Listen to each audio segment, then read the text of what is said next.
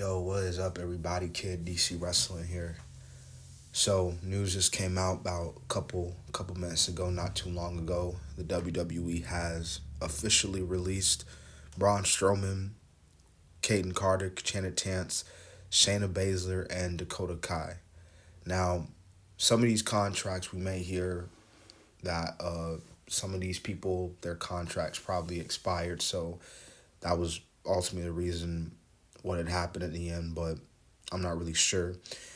And another thing I'm not really sure is that this is the only batch of releases that are coming out. There's probably more that might be coming out, who knows.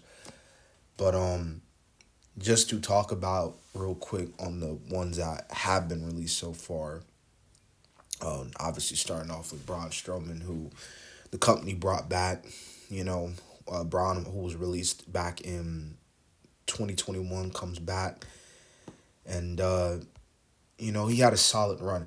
I recently praised his feud with Jacob Fatu. That those matches he had with Jacob Fatu, that last man standing match he had with Bronson Reed was very good stuff, man. So I wish nothing but the best for Braun Strowman.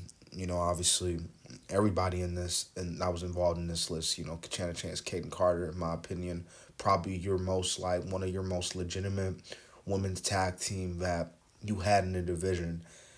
I'm glad that they had a little run with the tag team titles. I'm glad that they had a little run, even down at NXT as tag team champions. I always felt like that them being tag team champions should have been one of the goals. So the fact that they were able to accomplish that was good. But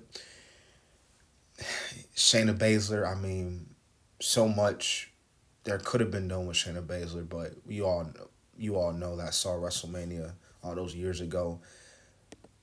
Her beating Becky honestly really should have been the move. It could have been the move, but the company obviously saw a different light, and that loss just didn't help Shayna in any way, shape, or form.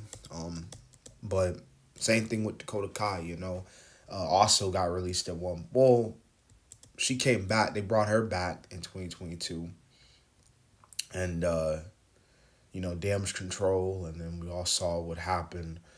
As a matter of fact, Dakota Kai just came out not too long ago, this week actually, and talked about how she, she ain't hurt. Like she can wrestle. She ain't hurt. The company just ain't using her.